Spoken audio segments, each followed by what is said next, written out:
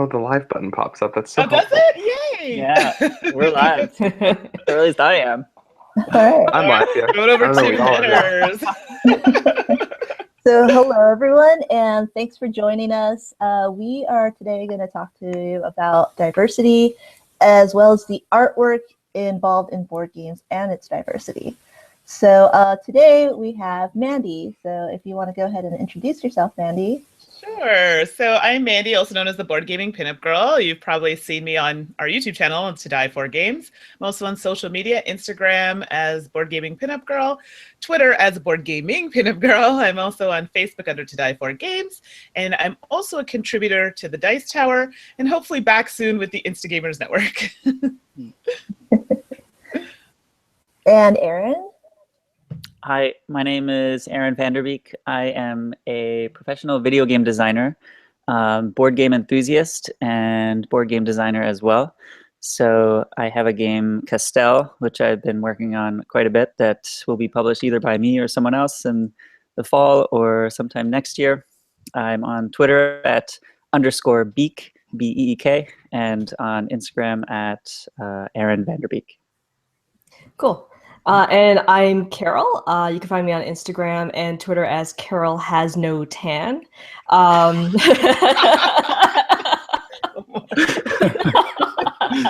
Sorry. So you can see where that makes sense. Right here. I'm a sales manager for a game company called Leader Games. And you can find me on social media. And I'm Eric. I do board game reviews sometimes and a fair bit of board game photography these days. You can find me on Instagram as What's Eric Playing. My website is what'sericplaying.com, and you can find me on Twitter as What's E Playing, because it was either that or What's Eric Playing, and that was a little bit too hip for me. Oh, your O is too hip. I was like, I think the kids love if you drop the G, but I'm just not ready to take that step. Yeah, as long as you don't forget the apostrophe. Yeah, you need the apostrophe. Punctuation Well, then is important. I'd be like, yeah, what's Eric playing? And I'm just like, no, too much, too fast. Yeah, so I also want to just go ahead and break the ice and see what you all have been playing recently, if anything, hopefully something. But if anyone wants to go first, just tell us what you've been playing, what's impressed you or not has impressed you. How about Annette, you go first. You tell us. You Okay. start. Well, I have this game right here. Immediately. Upside down. But it's Yokohama, and Yokohama, I just recently played it with Mitch, and we loved it. We thought it was really smart. It was really well done. It was actually surprising how simple it was to get through that rule book. And when I first opened the box, the art on it is just like busy. It's everywhere. And it's really intimidating on the board. But then all the iconography and everything just started making sense.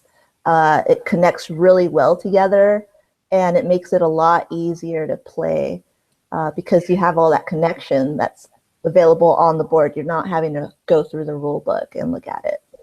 So, yeah, I was really impressed with Yokohama. If you haven't tried it, this is something you should definitely try out.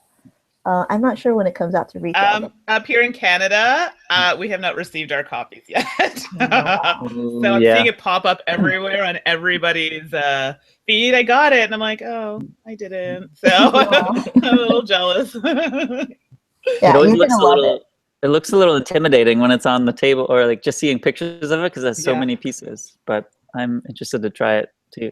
Pieces and busy, like lots. And I mean, I love busy. Euro, but yeah, it's like oh my god. Yeah, it's all modular. That's the part of it. It can always change. I mean, it's a set amount of pieces that you use for 2, 3, or 4 players. So you always have the same set, but it's location based. So where you can move around is different because of what's next to it, and that's what changes. So, very cool. Yeah. And so that's mainly what I've been playing recently. That's fair. Yeah. So what have you been playing, Mandy? Oh gosh, I need time to think about it. So let me think about it, and I'm gonna throw it over to Aaron. Yeah, sure. How about Aaron? You go ahead. Yeah, sure. So there's been a lot of Castell-oriented stuff, so I've been actually playing a lot these days. But for published games, I recently played Sagrada, which is great because it's also another Catalonian theme, which a lot. And I recently played Helios as well, and which is a game that I really like. I, in general, like Hans and Gluck, which many people know about me. And this really good trick-taking game from about like 10 years ago called Slough Off, which I don't know, our friend Steven introduced to me, which was really great as well. Okay. Yeah, you introduced me to Helios, and that was, I had to get it afterwards. Yeah. It's a game I like. Just they in general just have really good development in their games. So I will pretty much buy anything that they make sight unseen. I think you guys would like it. I think I have it here, in case you don't know what it looks like.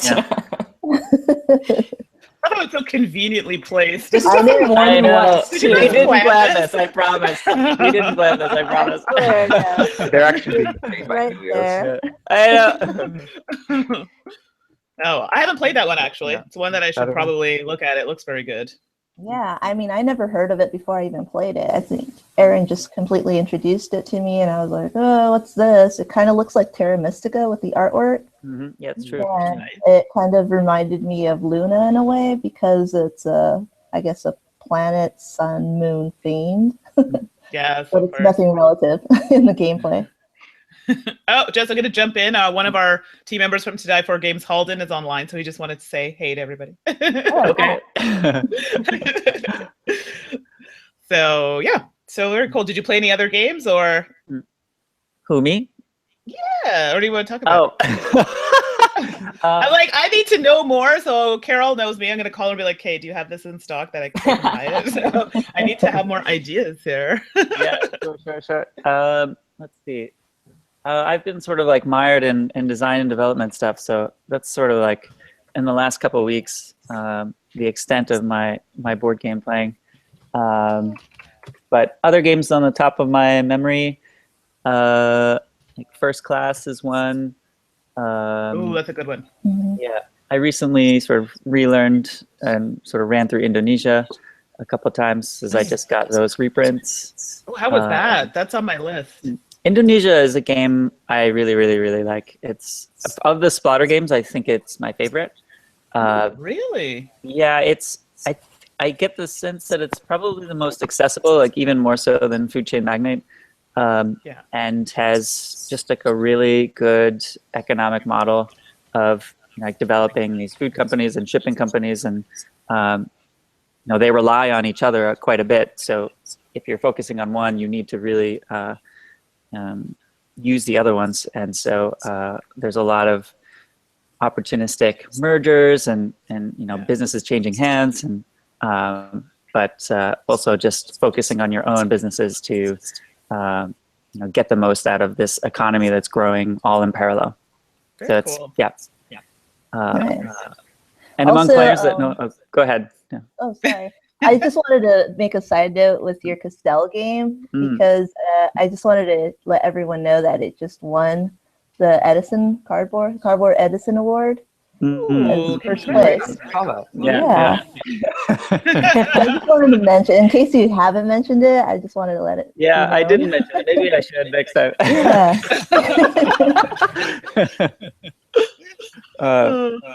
No, that was a big surprise, and before that, I was sort of like, I'm just gonna take my time and publish it and make sure everything's going right. But now that there's like this buzz behind the award, I feel a lot more pressure to get it out sooner rather than later.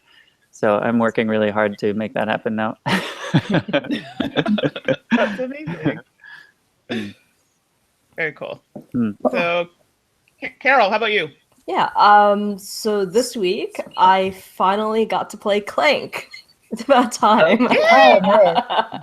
Yeah. So it's not complex or anything like how like the Splatter titles are or Yokohama, but you know what? It's been on my list for the longest time, and I'm really glad I finally got it to the table because it is a great deck builder. So for those of you who don't know, Clank is a deck building game, kind of like Dominion. But you have the added element of the board where you're actually like moving through the different rooms of a dungeon trying to collect treasure. So it kind of made me think of Deep Sea Adventure meets Dominion, where you're trying to collect some treasure and then like, you know, you can't take everything that you want to grab along the way. You have to kind of be like picky and choosy because like there's a chance that there's a dragon that can hear you as you're making all this noise. And I'm someone who likes to take big risk, big reward. So I'll be adding like all these noise tokens, and I feel like if it was me in like the real world, I'm just carrying like all these things like above my head, going like, yeah, you know what, this is fine. Like it's such a fun game because it has all these little fun elements to it. That's like, you know, like the push your luck element, the deck building element, the interaction with other people, because like, you know, if you see them like make a whole bunch of noise just going like gung-ho, then you know it's like, okay, well, you know what, maybe I'll just play this nice cat card and then try and like instigate like the dragon to come along. Like I really like it. Yeah. I haven't played it yet. I really want to play that. You haven't played it yet? No. Yeah, neither have I I. haven't either. What? Oh my god, You haven't played it. I thought, here I am thinking it was like, you know, just Caryl hadn't played it, but what? I was thinking that too. That's why I was like explaining, like, okay, like these guys know what they're talking, like what it is. I'm explaining for like other people, like, yeah. It's I have so like good. weird And holes so in my good. gaming experience. Then again, so do I, so I shouldn't, you know, throw stones here. It's good. But It's a that's good deck builder. So No, she's 100% right. And I gonna say it, I don't like deck builders, and I like that one. I know. Those are such fighting words. I know. I like my dry Euros and worker placement games. I'm sorry. It's okay. I like my deck builders and my like fairly random light games. So Yeah, I completely and that's support it okay now. too. But we still accept you. It's true. Even though there's something wrong with me personally. Okay, now I just feel bad. Good. Oh dear. So Caryl, was that the only one you played? sadly, it is the only one I've played, but I've been playing it a lot. So That's fair. Yeah, it's on my list of games to play. I love deck builders too, so yeah, it's something I need to play. yeah, I think you Oh, all I have would like it. Every single one of you guys. Yeah. I have a comment here from Michael for Caryl. Note to self, don't go adventuring with Caryl. Why not? When you go adventuring, you always need one person who brought a megaphone for some reason. And you know what? I am the jerk who never pulls my own cube from the bag. I pull everyone else's cube. Oh, so that's really not like you when the dragon starts to come out. Oh, that's terrible. So, Eric, boy. what about you? What have Oh you man! So I spent the first like couple minutes. I went to a game night last night, and I was like, I definitely played 2 games, and I could not for the life of me remember which ones they were. I remember the first one. The first one I played was a game that's coming to Kickstarter soon called Ursa Minor. It's about bears mining honey in Mount Honeycomb. I'm really only here for pun games, and so the cards had bear puns. The game was bear pun themed. It was just super. It was a super cute, like, light game. You know, you're actually like removing mining tiles. It's great. The other one I played was Marvel Legendary. That was the one I was forgetting. We just play full Captain's America teamed up with multiple Spider-Man against whatever the villain is, and it's incredibly silly game experience. But we all like Spider-Man, so it's fine. What else have I played? So I've been playing Sagrada a lot recently. Nice. My manager. I know I've been seeing your posts. It looks really nice. Yeah, thank you. My manager really likes it, so I play it a fair bit at work. Yeah. In addition to working, obviously. But and then Coldwater Crown also came in recently. Finally got it to the table. So good. Yeah, I think my friends that I played it with didn't like it. Really? They felt like they felt like the random bits were unsatisfying. But I was like, but that's the fun part. You go out and you catch a fish, and you're like, oh, I caught this fish. And you're like, oh, this fish sucks. Throw it back. Yeah, that's life in the big fishing city, I guess. Exactly. I always find it funny, or fun, both actually. But yeah, no, that's I really enjoy it. I mean, I love the art, obviously, but also the just sort of like silly gameplay of like, oh yeah, I caught this fish. Nope, it's no good. This fish is literally terrible. Why did I catch it? I remember you talking about that at Gen Con last year. You played that game. Yeah, I was playing it at Gen Con. There's me, one of my friends, and I think Dennis Hoyle was playing it as well, the Bellwether Games guy. I didn't realize it at the time, but the designer was the person sitting next to Dennis who just kept making fish puns the entire game. You can't help it, by the way. You can't do that. But he was sitting there saying like, "Oh, you need to make sure that you're being really efficient," and I'm just like, but also, I know, right? Come on, that's pretty good. Thank you. Please, more of these. I fish, so I can totally appreciate it. I love it. Oh, you fish, Mandy? I do. Yeah, I used to go fly fishing and stuff with my stepdad when I was. That's crazy. Yeah. Okay. It's super, super fun. I haven't done it in a while, but yeah, no, I love fishing. It's great. But yeah, I always put them back. So it looks like Aaron's internet just went out, so he's working on it. Yeah, that's okay. So you know what? I can jump in, and then he can, if he comes back, which we hope he does, then he can always jump in.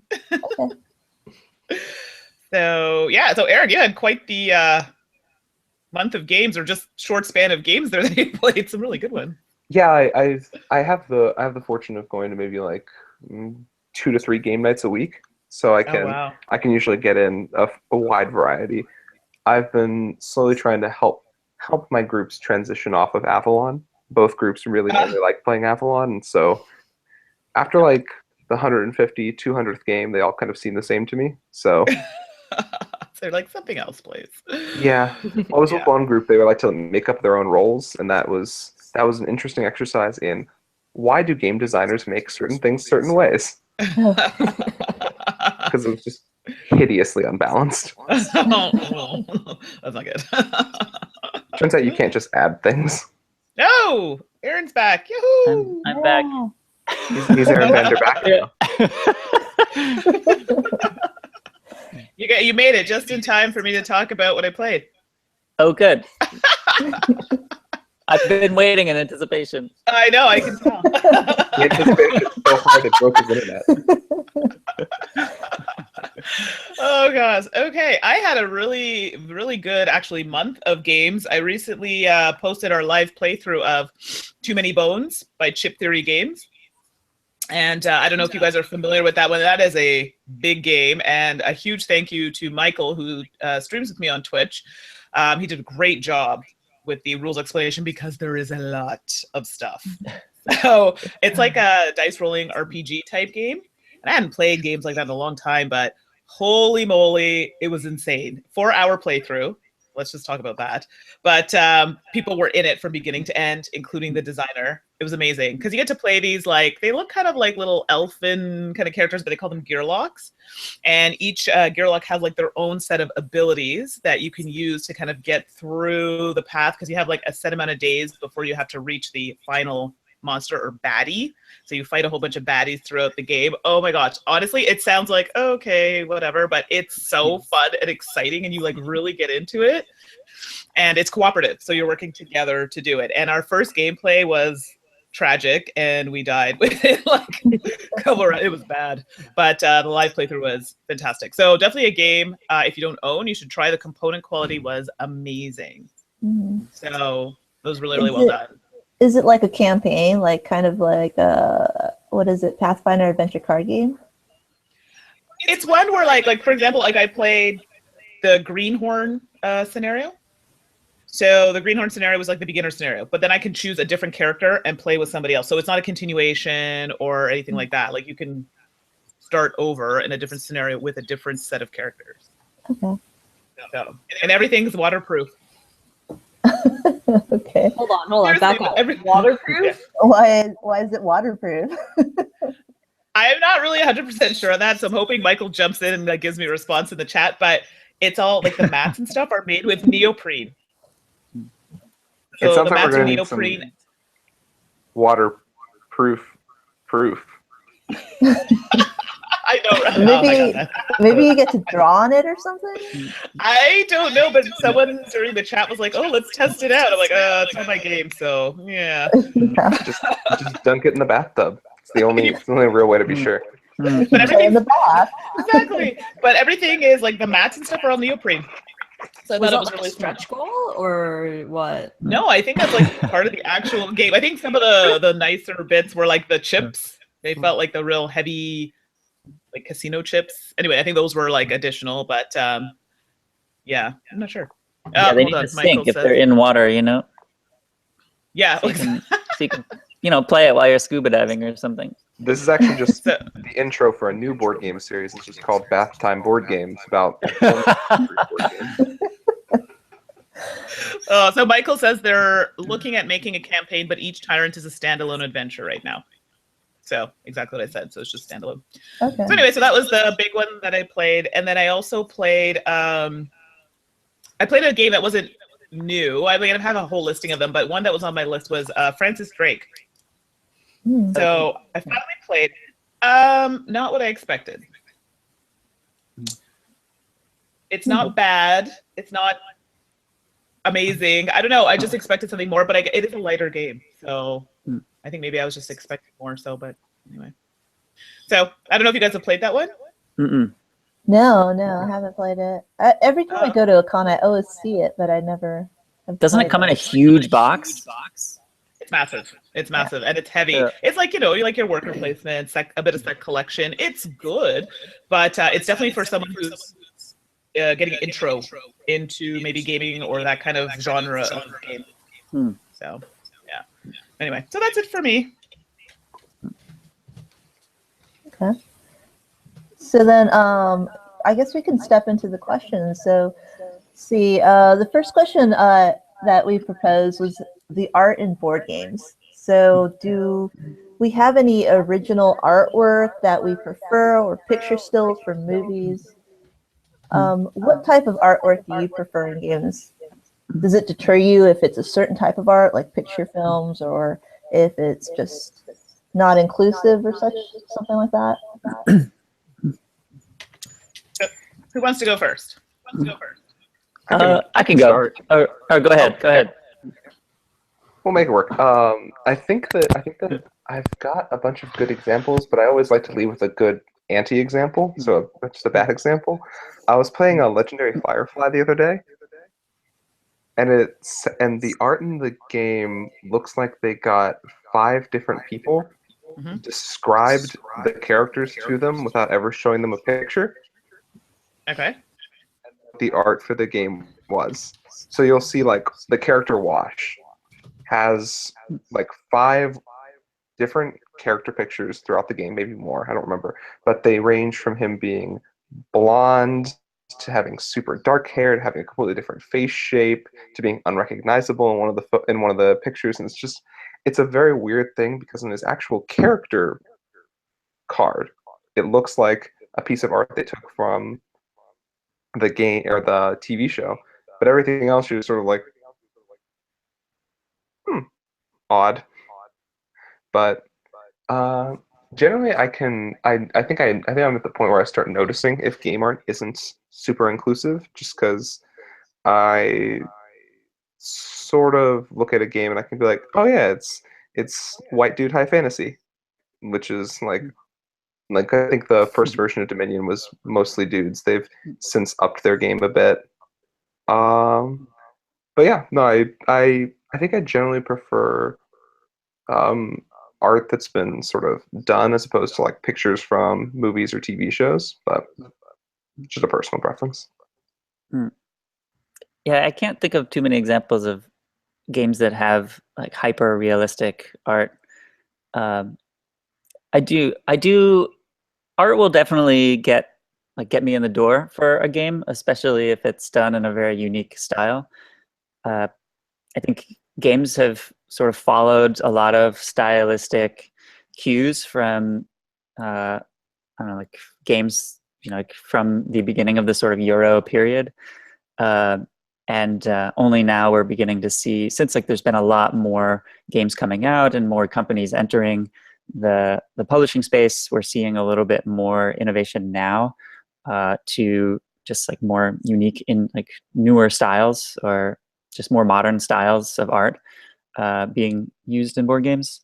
So I mean, like the art is just another vector of communicating like the experience that you're trying to put forth in a game. So anytime that can be integrated into the gameplay or the theme in a really interesting way, I think that is, can make a game a home run for me. I don't think it wouldn't save a bad game to me, and it wouldn't necessarily and I don't know that I would necessarily not play a bad game or not play a good game because if the art was bad. So to me, it's, yeah, it will definitely get me in the door, but I don't know if it would push me away necessarily if it was terrible. I think for me, I always remember when a game has bad art, even if it's a good game. I'll just remember like, yeah, no, it wasn't very good. No. Well, you also have like those splatter games, and splatter is pretty much known as not having really good artwork or presentation, but they're really good games. At least what people say. Yeah, true. I mean, and even with their reprint of Indonesia, I actually thought that they made a lot of changes that were not good. Just in terms, I mean, like they changed a lot of the colors and the components, and even they like shipped the box with this like printed typed piece of paper that like was like actually use this component for this and this component for this. Which like I have no idea what the story behind that is, but it was like people with that game will sort of homebrew solutions to this like sort of poor component decisions that they made even in the reprint. Oh no. I know, yeah, it's really unfortunate. But the games are good, so people will suffer through it and figure out a solution on their own. It's the best way to think about it. So I'm going to jump in if you don't mind.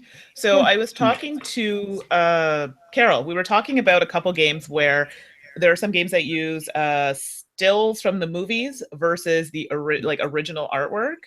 And the games we were talking about specifically were Buffy the Vampire Slayer and Harry Potter. So I'm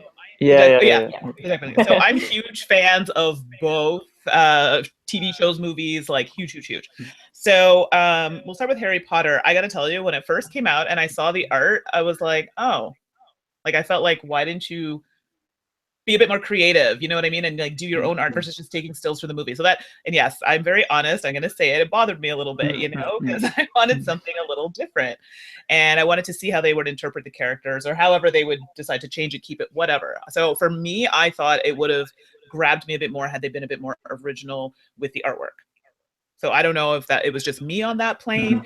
And then I look at Buffy, and at first I actually thought they had taken stills, and then Carol's like, no, like that's actually drawn or like painted. I'm like, oh my God, it's so true. And I love that show, and I thought they nailed it right to a T. So I mean, I thought that was exact. They didn't change anything. Like they didn't, change diversity of characters. Like they kept what was true to the movie or the show. And I'm very okay with that. That was the show. I enjoyed it as it was, and that's cool. Coming on new games, maybe people may want to change things up a bit, and I totally get that, and I think it's important. But for this, I loved it as it was. So I don't know, Caryl, if you want to comment on that or. So there's a few things. Okay, just looking at it on a first impression, when I see a movie still, it brings a stigma that I have going into like video games where you see like those licensed movie, video games, or whatever, and like you always think, oh my god, that's gonna be awful. Like these tie-ins are awful, they're cash-ins, and I think that's what it is. When they use movie stills, it seems like a cash-in riding on the success of like that license or whatever, right? And when you see original art, you would kind of associate that, oh, they've put more effort, they put money into actually like creating something original and something different for people to look at. But like with Eric, when you look at Legendary Firefly, like you did get like the different like the different interpretations of the artist, and like you get such an inconsistent level of quality and depictions of the different characters. And that is really kind of disjointing when you play a game, in my opinion. Like, it's like, who is this Wash character? If, like, you didn't know the license and someone brought it to game night, right? And you see him look 5 different ways without having to read the character art or know anything about the universe. And that being said, like, games that do use movie stills or, like, apps, whatever, like, some of those end up being some of the best games. Like, the Harry Potter deck building game is amazing. The Firefly game is also amazing. And they work because they work because they're great games, and they just so happen to use movie stills.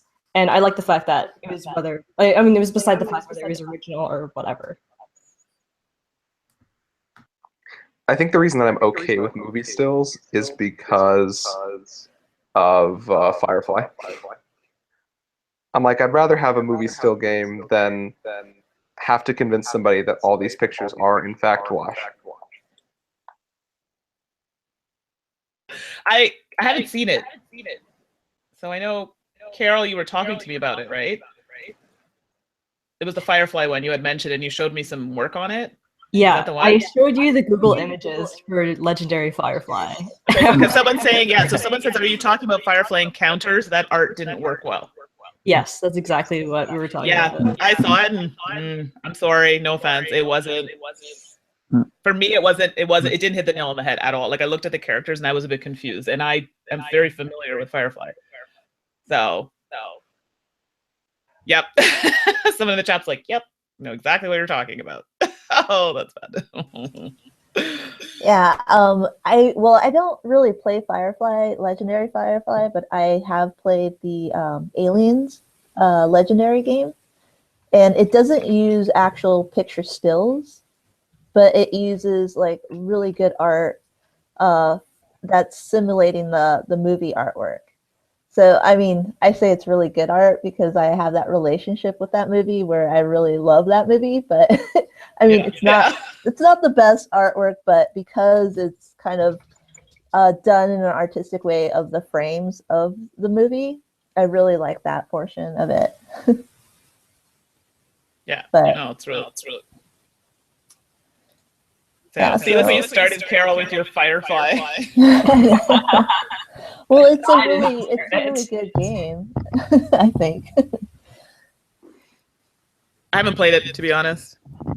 Oh, okay. Yeah. I think it's really good. Like, if you like the movie, or if you like Firefly, if you like Predators, I guess, or Marvel if you're into comics and such too. But yeah. So I don't know if anyone wants to add in any more about that, but we want to just go ahead and talk about like the art influence, if it matters to our opinion on purchasing the game, whether like the presence of diversity in a game, in the artwork especially, if it encourages like our opinion of the game, if there's anything we want to talk about that and how diversity kind of influences our purchases or plays. Before we jump into that, Zach in the chat, Zachary Connolly on the chat says, what about games like Terraforming Mars where they use stills and original art? Oh, that's a good point. Yeah. So we can kind of jump into that if you want to comment. Oh, yeah. Yeah, I definitely want to talk about that. Because it does have really interesting artwork where it doesn't really, it's so different and it's juxtaposed from one another. Sometimes you have picture frames, sometimes you have drawn out artwork, and I don't know, like I don't see any connection between cards and the artwork except for, the engine building, but it's a really odd form and an odd way of presenting the art in a game by having different mediums. Yeah, I do think that's an odd choice to make. I mean, like, I don't. It's been a while since I've played it, and since the art is not usually like, or I guess I'll just say like I don't remember that like from my play of it. I guess I was just focusing on the game so much. But yeah, I do agree that like I would love to hear what was going on behind the scenes that made them decide to do that. Were they like, oh, was it a deliberate choice, or were they like, oh, well, our art budget is running out, let's go to stock images? I don't know. Yeah, who knows? Tough calls sometimes. I have to say, especially with terraforming, there's some like random choices in that game of art. I'm sorry. I love you, Steven. I love you, but some of it's a bit odd to me. I mean, it's a good game, but I mean, it's fun. Like, I'm not gonna lie, I like the one with the little dog on it because it kind of looks like a dog that I have. So I'm okay with that. But some of it just seemed a little random. I like whichever card it's all the same dude or the dude and his brothers or whatever. Yeah. Like, there's some really funny choices on the cards that I really appreciate. There's so many Easter eggs in that. I know. In the artwork too. Steven showed them all to me at BGG-Con. Yeah. There's the actual game, like his game. I think Terraforming or Fleets is also in there. Their other game is also pictured on one of the cards. Mm-hmm. Yeah, I do have that. We could play it sometimes. Which, Fleet or Terraforming Mars? Fleet. Yeah. Just both at the same time. It's the only way. Oh my goodness. Okay, so I think that was the last question we had in regards to that. So I hope that answered, Zachary. Terraforming Mars is hard for me to talk about because I know I'm going to get roasted for saying this. It's not one of my favorite games. It's fine. It's mechanically a good game. It's just not for me. What don't you like about it? What turns you off? Is it the artwork or the presentation? The artwork has a little something to do with it. I just think the theme for me is not one that appeals to me really. So I'm like, yeah, it's okay. Like, I mean, the game itself is good. I get why people like it. No arguments on that. So I have no idea. So I don't know. Like, you know, some games that give you like the warm and tinglies and you're like, ooh, it's so good. I just can't wait to play it again. Yeah, that's how I judge how much I like a game. It's not even like a logically speaking, I'm going to analyze. No, anybody who knows me knows I am not like that at all. It's really just how it makes me feel and be like, oh my gosh, I can't stop thinking about this game. I want to play it again. That game just didn't do it for me, but I completely understand why people love it. Mm-hmm. I think Mandy just hates Mars. I do. Absolutely. What did Mars do to you? Yeah, I know. They're just awful. Just wait for Terraforming Venus. Maybe that'll do it. Yeah, That'll do I'm waiting for Terraforming Pluto. That's what I want. Is it colder? Not Like, planet. It's a 25-hour game because most of the game is just the transit time. oh my gosh. If it's, you know, anywhere where it's hotter than where I live right now, so then I'm like, no, I just can't with your planet. I'm sorry. We have to suffer with like, what is it, 10 months of winter? I don't know how you do it. Yeah, it's hot today, so there's no winter here. It's like I can't even see any clouds. Thanks for rubbing that in. Okay, so yeah, I know. Sorry, Annette, you wanted to jump into another topic. So I'll let you go ahead. Oh yeah. So going back to just the artwork and how it influences us, especially talking about the diversity in a game, whether it encourages us to play or purchase a game. Okay, so maybe who wants to start? You want to start, Annette? You go ahead. Yeah, sure. I'll start. So I have a few examples. Of course you do. I know. So this game I recently purchased, and I really like Imperial Settlers because it's a really fun card engine building game. But this game right here, Aztecs, it goes over these ancient like Latin culture, which really doesn't get covered. So I wanted to go ahead and purchase it because it has that ancient Latin culture image and also presentation in the art and the cards and everything, and see how it's used. But I got to play it and I really enjoyed it. It is a bit of a kind of press your luck element that it brings to the game, and it uses the what does it use? It uses blessings and prayers, which it uses like the religious aspect of the culture, which is something I really don't relate to because it's an ancient culture, an ancient religion that, you know, not, I don't think anyone really does, you know, but so it's something different, but I wanted to go ahead and get a game that kind of has that sort of Latin representation, which is really not common in any game. Yeah, you're right. I don't really see a lot of that. And that's like one thing I look at. I love to have a variety of, you know, cultural representations. I mean, I myself am a mix of different cultures and whatnot. So I like to see that in games. So I that's one actually that's on my list. I haven't had a chance to see it. So Caryl, do you have that one in stock? I do. We'll talk later. Yeah. I do have to say Portal does a very good job at providing like double-sided character sheets where you can be a male or a female.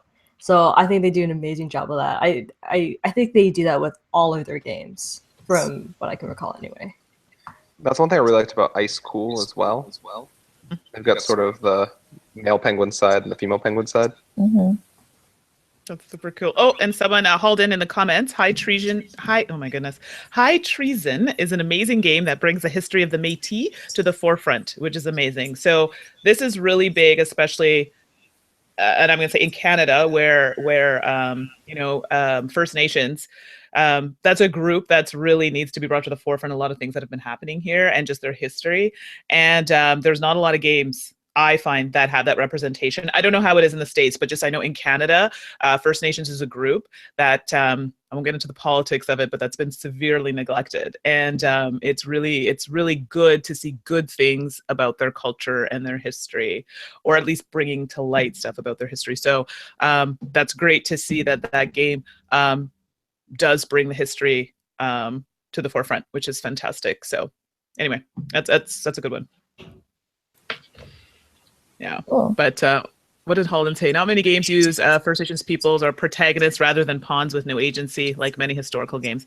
He's right, and I think that's not just First Nations. I think that happens a lot where they're not the protagonist. It's usually on the other end, and it's not always a positive view, and I'm not saying it's on purpose, but it just ends up happening like that. But there are other parts of history where they did a lot of good things, or other groups have done a lot of good things, and it's important to show that. So. Oh my gosh, I can like go on forever. I'm like, yeah. A lot of games tend to present the more colonial perspective of history as opposed to like portraying cultures as they were, and you know what was good about those particular cultures in that time, which I do think is it's an unfortunate that so many games tend to put that as the sort of like this is the positive view of history of, you know, like these countries coming and invading and taking over this area, and you know, like and taking advantage of its people and resources. Hooray! And that being sort of like the actions that you motivate throughout the game. So I do look forward to more games showing like just cultures for what they were and what they are. And presenting those as you know, something that we can look back on as a more positive thing, as opposed to it's like this background element, something to be exploited, etc. So it's still taking time. It will be a slow process of change, but one game at a time, I suppose. Yeah, no, I think you're absolutely right. And like coming back to what Annette was talking about. For me, art is huge when I buy a game. Oh, I've actually looked at some games and I'm like, yeah, I don't know. It just doesn't appeal to me. I mean, and I know this, people are saying it's been beaten to death. I like when I see people that look like me on a game. Sometimes. That's super important. That's super important to get other people into the hobby, for sure. Like, yeah, the idea that so many game boxes just have like one white dude on the cover and like some Vista. Like that idea now, or I think I'm happy to say that idea like feels gauche now. It's like if you do that, it's a little bit of a faux pas. So I think that there's been enough, I don't know, community awareness to sort of indicate that that's just like not an acceptable idea anymore, which is nice. Yeah, like I mean, it's just nice to have a mix. Like I'm not saying that it's mandatory that every game has, you know, when this person, when that person. That's not what I'm saying at all. But I mean, we live in a world where it's diverse and it's nice. You know, when I was a kid growing up, there weren't a lot of dolls, for example, you know, that looked like me. So it was great because I could buy the, you know, the Barbie that was Mexican because we were the same skin tone, or it was black because, you know, it represents something for my color, whatever. Like the fact that that option is available is nice. Obviously it has to fit the theme of the game. I get that. But when you have more pigs on games and you do women or people of color, I kind of go, I think we can make it happen, you know? So, because I know there are people who don't agree with that, and that's fine. You're entitled to your opinion, but it's a nice feeling when you say, oh, that one kind of looks like me a little bit. I'm going to try it. Because people who don't play games, I'm going to be honest, they look at a box and they're basing a lot of what they want to play on what it looks like. So, I don't know. Maybe I'm totally in the wrong here. You guys can jump in anytime. No, I think it's totally right. I think getting more diversity in people playing games probably starts with the publishers. And like just showing that games can be for anyone and for everyone. And like, as you said, if people don't feel like that they can relate to what's going on in the game itself, then they're going to be sort of like pushed away. Yeah, so maybe a little bit. It's super important to just have representation for basically everyone. Everyone, yeah. And Halden says here, and this is actually, Halden, this is a great point that you're making, and I can totally relate. I understand what you're saying here. He says, as a white dude, his words, not mine, I like people that don't look and live like me. I like to learn about people. So that's another perspective, which I think is excellent. You know what I mean? So that's on the other side of the coin. So thank you for sharing that. I think that's great. Yeah, definitely. I mean, we spend so many minutes around the table. Like, why don't we use that time to kind of learn about different cultures instead of, you know, we know a lot about colonization and, you know, that kind of history. But, you know, we could also learn about different histories, not just, you know, the one that's beaten over the head about like colonization and such. I mean, there's so many other cultures that I don't know about. And, you know, I would like to play a game or something that, you know, kind of teaches me as well. Yeah, no, I agree with you 100%. Yeah. Sorry, I'm good. Before you start your... I'm sorry to interrupt you. Someone just has a comment and then you go. Sorry about that. Zachary says it makes gaming more inclusive and that's why we play tabletop games. So I just want to say that was a great point. So yeah, sorry, no, I Eric, agree. go ahead. No, it's totally fine. The reason I've been silent for a lot of this is I've been like sort of racking my brain thinking about the games in my collection I own. And I think I own very few games that have sort of a like Western civilization colonization theme to them in any sort of way, shape, or form. I hadn't really concretely gone through why that is, but I think that a lot of these points are, a lot of the points that y'all are making are really distilling down like why, when those sort of games pop up in my should I buy this thought process, I'm just sort of like, meh. Like I could buy that, or I could buy the Penguin game, and I'll always tilt the Penguin game. It's just like, I think it's thematically and artistically something that doesn't super appeal to me as much. Although I own a bunch of Old West games, which are their own sort of thing. Exactly. That's okay. I mean, it's good to have a variety. Yeah. So, Caryl, you've been pretty quiet over there.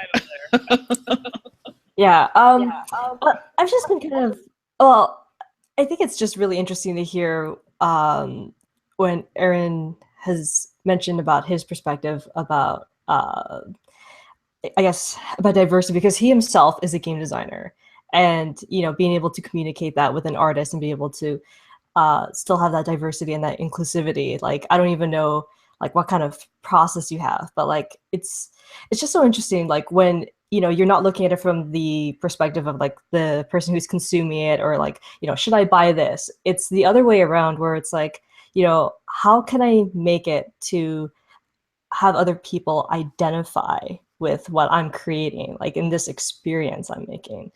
And like, you know, the whole thing with I guess make it inclusive is even just also beyond just like, you know, whether I can identify if this person looks like me, but is this person also me? Because like a lot of like games where they have like female characters, they're very like, it's hard for me to identify with some of them. Like I hear a lot about like that new Conan game where, you know, they talk about like that old like Frank Frazetta kind of artistic look where, you know, they're very busty, they're very like hourglass shaped and stuff. And then you have games like Vast where, you know, it's a girl who is like, you know, she's not wearing anything revealing. She's like, you know, she's covered like a knight, like she's protected like a knight, right? And it's not like, you know, it's not functional just for the sake of the artistic appeal of it, or like what you might guess that, you know, might appeal to consumers. But it's,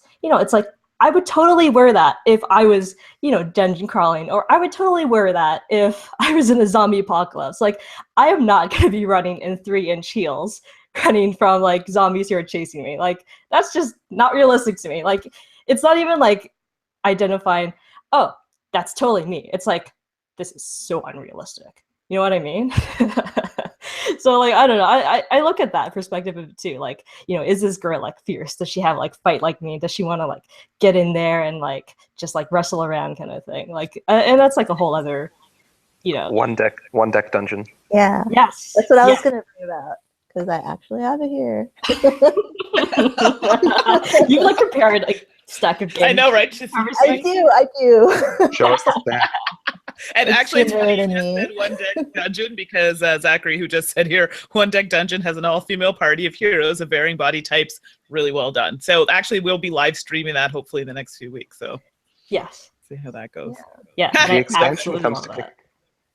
The expansion comes to Kickstarter, what, like next week, was it? Can't I remember. saw that. Yeah. I was involved in a pun thread, and then it just sort of got off the rails. There was some I think it comes controversy. next week. Well, there was some controversy around that game, was there not? Was it? Like there were some people who were like not happy about it being all female. I don't know. I read a few comments about that, and I think my favorite one was someone was like, I want to play with my kids, and my kids can't identify with any of the characters, you know, and they need to be able to identify with the character in order for them to play a game. And I was like, well, as a Turkish gem merchant myself, I actually only play Istanbul. Yeah, right. No, that I think that I actually remember that same thread. I think it was on Reddit maybe, but or it might have been BGG, but it was the comments to that were basically like, "You just discovered empathy." Congratulations! Congratulations! oh, that's Perfect. classic. Yeah. Oh my gosh, you got me crying over so here. true. It's so true. Like, it's just one game like this. It's a small box game, and for all the characters in it to just be female of different body shapes, types, and such, like it's something so simple, and it was done, and it caused a lot of controversy, but it caused a lot of like really good appeal. You know, really good relations between the characters and the audience, you know, and it's not something that's really well done or has ever really been done. So I have to give my hands up to them for just creating this type of game for us. And it raises the question to me also of if it was all men, like, would there be any controversy? Probably not. You know, maybe the game would have been forgotten because, you know, there's a million dungeon crawlers, but yeah, just like the idea that maybe there wouldn't have been any controversy if it was all men is its own, like, that's what's really wrong here too. Yeah, no, it's true. And you're 100% right. I agree with you 100%, Right. which is kind of sad. And the thing is, like, that game is a dungeon crawling game, which is a game that I really don't play at all. And because it has the female characters that appealed to me, I purchased it. And now I know that it's a game that I like to play. And whereas I would have never picked it up if it was all non-inclusive. And I'm kind of going off on a tangent here, and I meant to say it earlier. There are a ton of artists that are doing really great things with games that, you know, new, great artists. Now, there's one in particular, you all know who I'm going to say, and I speak to her quite a bit on Twitter, Miss Beth Sobel. Her art is fantastic, and she does very good art that's representative of a lot of people. So, yes, if you don't know Beth, whoever's listening, watching, get to know her. her beautiful hands have touched a lot of games, and I'm happy to say I own quite a few of them. So, if we can continue down that trajectory, I think things will be pretty good. So that's my little plug for Beth. That's actually why I went for, what was it, Tricksters, the new game from Action Phase. Mm-hmm. I sort of I saw the cover art, I saw the designer, I saw the artist. I was like, I've read enough to know I want this. Exactly. See, you made an informed decision. And a quick one. Yeah, I do that too, so it's okay. That's why I can totally relate to what you're saying right now. Oh dear. Anyway, that's my chatting. Oh, Last Garden. Yeah, Zach, that's right. Zachary said Last Garden. That was a really cool one too. Like the game, I probably wouldn't have just reading it. Like, yeah, okay. And then I was like, oh, I'm sorry. Did Beth Sobel touch this one? Who touched that one? I need to check it out. So, did any of you guys back that one? I did. You did? Okay. Yeah. No? Yeah, I wanted to, but money. Yeah, I've been trying to slow down my Kickstarters because it's Kickstarter's like, yeah, you've got, 50 games coming at some point, and I'm like, ooh. That's a lot, Eric. That's a lot. Yeah, I'm going to need some... We need a whole other episode just to talk about your Kickstarters, I think. Why does Eric spend so much money? Yeah, we need an intervention. Yes, yeah. I thought that's what this was. Oh. I don't think we're helping each other. No. Remember the last time we had this conversation? We're all like, no, we're not going to back. And I think I've backed 3 or 4 games just in the past week. It's terrible. Terrible. I think I only backed Aeon's End. You didn't back Brass? No, I live in a cave. I saw Canadian dollars and my eyes went bing. Okay. Let's take a closer look. I have no understanding of non-American currency, so I just assume that everything is just random numbers. Come on, it's half the price for you guys. I don't know. Someone will be like, oh yeah, it's $20 Canadian. And I'm like, what's that?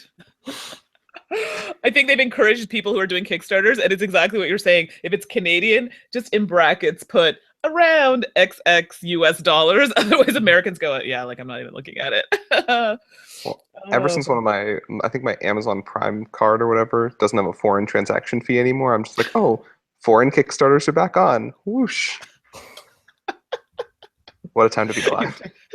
You're terrible. Yes. Okay, sorry, Annette. I'm totally scrolling up here. So. It's okay.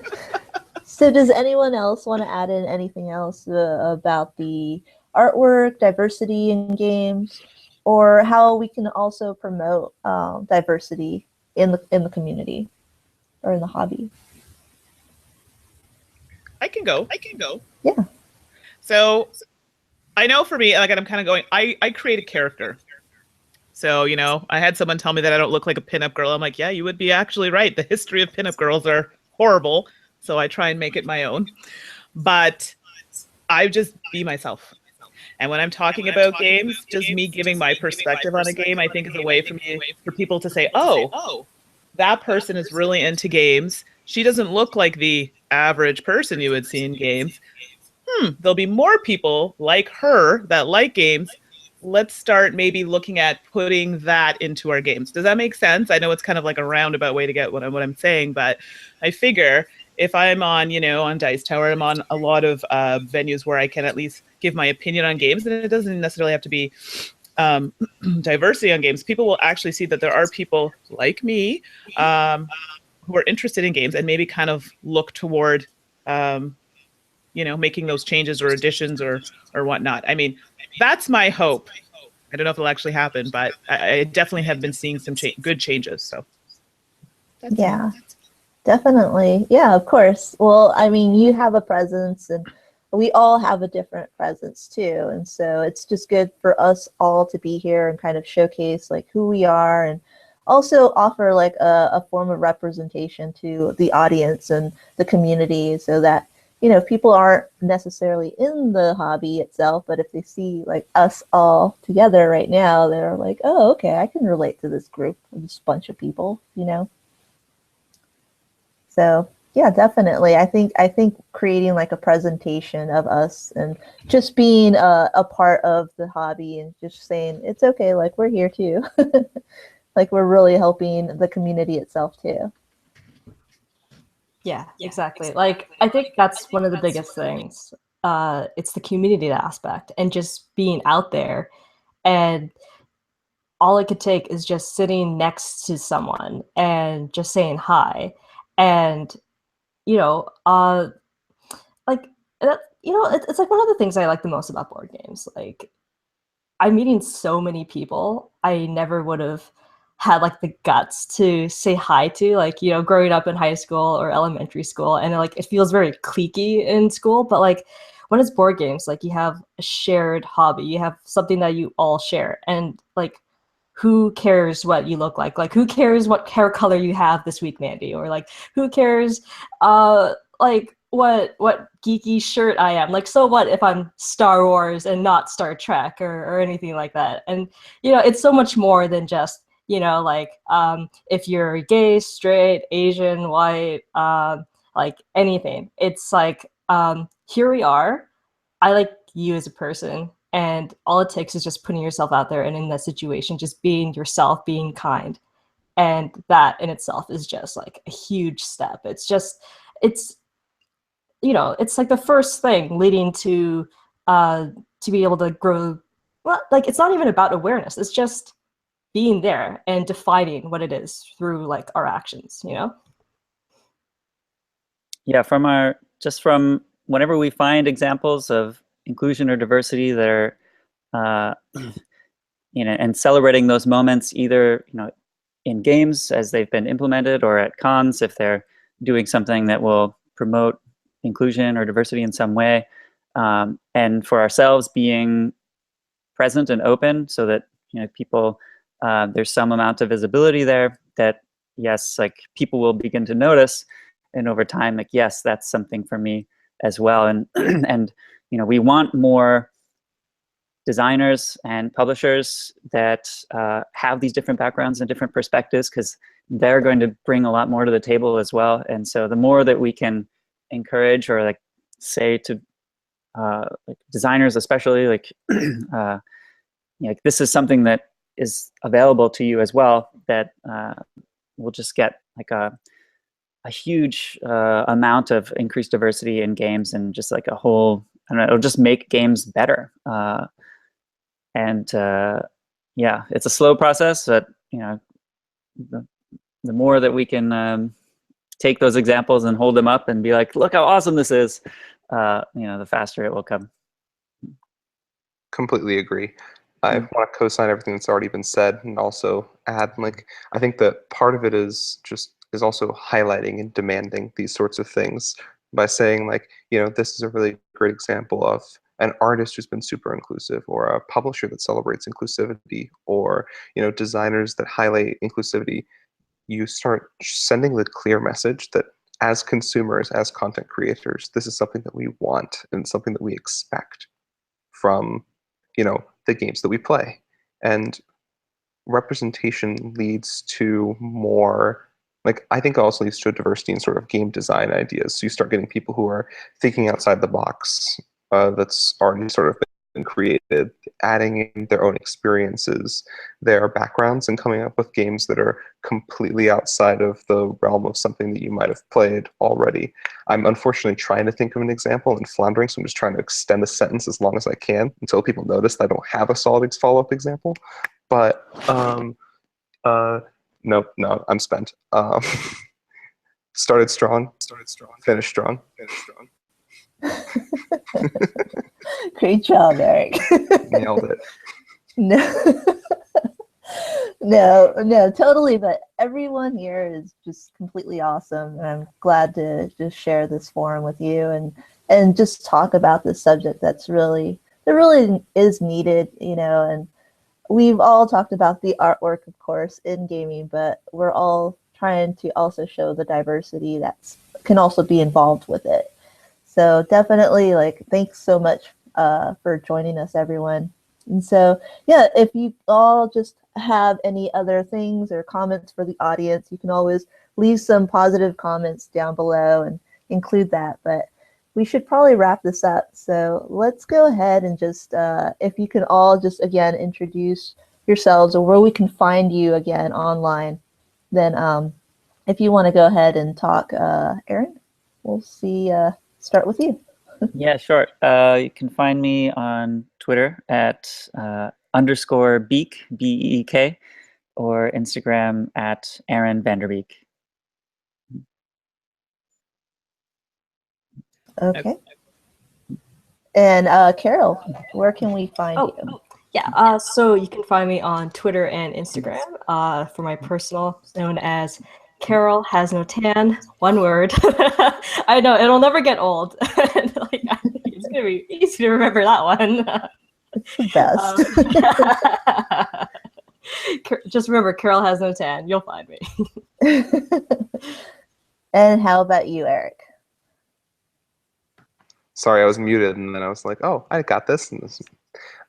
You can find me online at my website is What's Eric Playing, all smooshed together.com.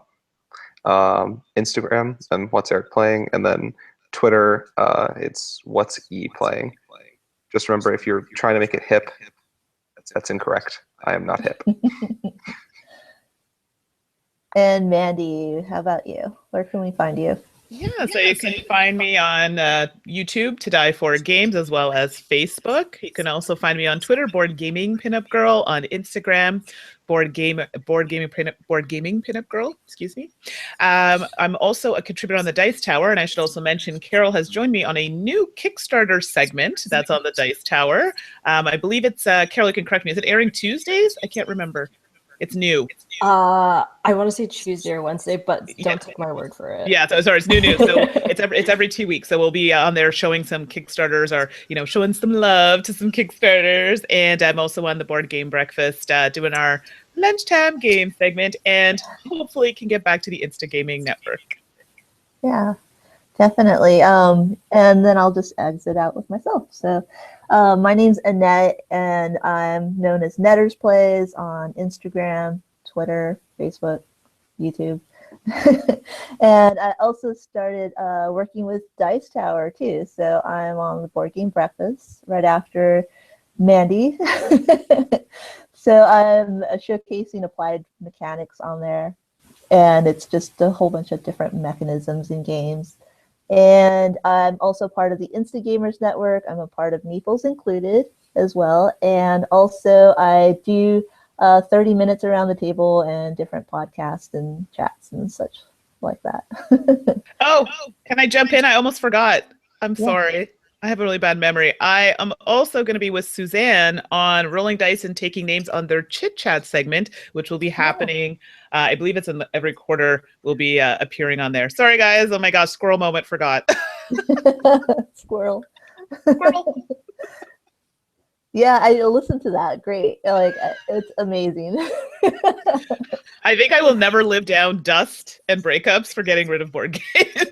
Right. I'm definitely Dustin if you ever come over. Yes, that's right. All right. And you guys don't know what we're talking about, you'll have to check it out. It's pretty funny. Yeah, it's a funny podcast. Well, thanks again, everyone, for joining in. And definitely, if you want to see more of this, we should come on every month or so. We'll announce it. But any other issues, or not issues, but kind of topics that we can go over as well. If anyone wants to suggest anything, we can do that as well. So thanks for joining us, and we'll talk to you all soon. Bye. Bye. Bye.